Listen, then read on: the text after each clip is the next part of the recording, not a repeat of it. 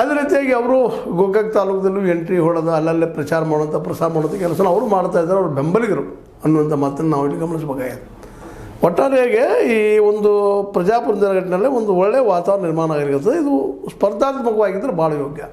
ಇದು ವೈಯಕ್ತಿಕ ಇಳಿಲಾರದ ಅಥವಾ ಒಂದು ಏನೋ ನಾವು ಹೆಚ್ಚು ನೀವು ಹೆಚ್ಚು ಅಂತೇಳಿ ಏನೋ ಒಂದು ರೂಪ ಪಡೆಯೋಕ್ಕಿಂತಲೂ ಜನಪರವಾದ ಕೆಲಸಗಳು ಆಗಲಿ. ಇದರಲ್ಲಿ ಯಾರು ರಾಕ್ಷಸರು, ಯಾರು ಮನುಷ್ಯರು, ಭ್ರಷ್ಟಾಚಾರ ಮಾಡಿದವ್ರು ಯಾರಿದ್ದಾರೆ, ಏನಿದ್ದಾರೆ ಅನ್ನೋದು ಒಂದು ದೊಡ್ಡ ಚರ್ಚೆ ವಿಷಯ. ಅದು ಆದರೆ ಈಗ ಒಬ್ಬರು ಆರೋಪ ಮಾಡ್ತಾಯಿದ್ದಾರೆ, ಅದನ್ನಷ್ಟು ನಿಮ್ಮ ಜೊತೆ ಹಂಚ್ಕೋಬೇಕಾಗಿದೆ.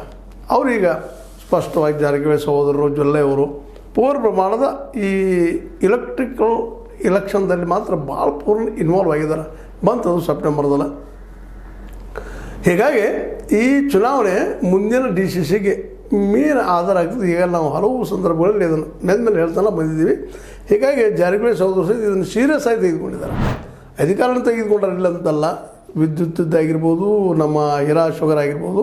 ಆದರೆ ಈಗ ಗೆದ್ದು ಮತ್ತೊಂದು ರೂಪವನ್ನು ಹೊಸ ರೂಪವನ್ನು ಪಡ್ಕೋಬೇಕಾಗಿದೆ. ಅದರಲ್ಲೂ ಮುಖ್ಯವಾಗಿ ಅಲ್ಲಿ ಗೆಲ್ಲುವುದರಿಂದ DCC ಬ್ಯಾಂಕದ ಒಂದು ಏನೋ ಮುಟ್ಟಬೇಕನ್ನುವಂಥ ಗುರಿ ಇಟ್ಕೊಂಡಿದ್ದಾರೆ.